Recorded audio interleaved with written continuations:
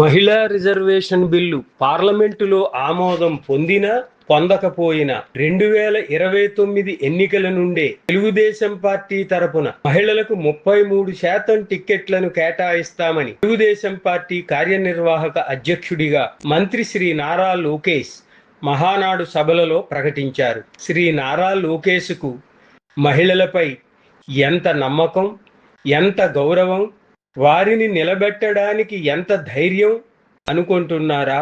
మాకు తెలుసు గాని మంత్రి గారికి మహిళా రిజర్వేషన్ బిల్లు 2023లోనే చట్టం అయిందని తెలియదనుకుంటున్నారా?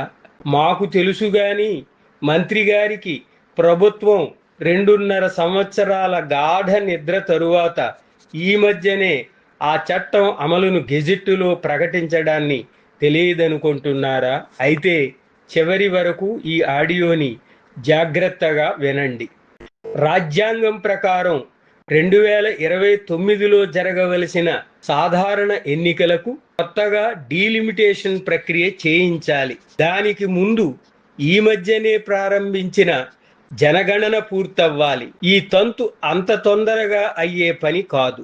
దీనిని నా 131వ రాజ్యాంగ సవరణ బిల్లు మహిళలకు దక్షిణ భారతానికి వరమా అన్న ఆడియోలో వివరించాను. దాని లింకును పెడుతున్నాను, వినండి. కాబట్టి 2029 ఎన్నికలకు ప్రభుత్వం డీలిమిటేషన్ లేకుండా జనగణన ఆధారంగా ఎస్సీ ఎస్టీ మహిళా రిజర్వేషన్ స్థానాలను మాత్రమే ప్రకటిస్తుంది. అందుకు రాజ్యాంగ సవరణ తప్పనిసరి అవుతుంది. తప్పనిసరి పరిస్థితులలో ప్రతిపక్షాలు కూడా అంగీకరిస్తాయి.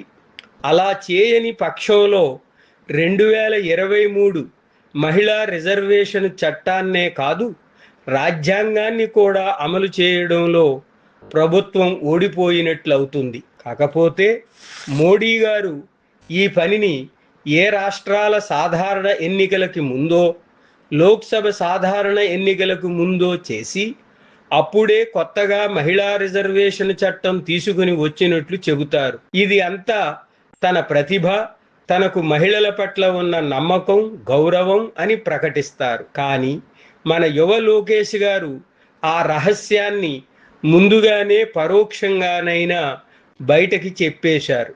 కాబట్టి తెలుగుదేశం పార్టీలోనే కాదు, అన్ని పక్షాల మగువలు 2029 నుండి పోటీకి సిద్ధంగా ఉండండి. అలా కాకుండా ఇది పూర్తిగా తెలుగుదేశం పార్టీకి మగువల పట్ల ఉన్న అపార నమ్మకం, గౌరవంతో ధైర్యంగా తీసుకున్న నిర్ణయం అయితే ముందుగా మంత్రివర్గంలో 3వ వంతు స్థానాలను మగువలకు కేటాయించాలి. శాసనసభ, శాసనమండలి కమిటీలలో 3వ వంతు స్థానాలను మగువలకు కేటాయించాలి. రాజ్యసభ, శాసనమండలి ఎన్నికలలో 3వ వంతు స్థానాలను మగువలకు కేటాయించాలి. మిగిలిన ఇతర రాజ్యాంగేతర రాజకీయ పదవులలో కూడా 3వ వంతు స్థానాలను మగువలకు కేటాయించాలి.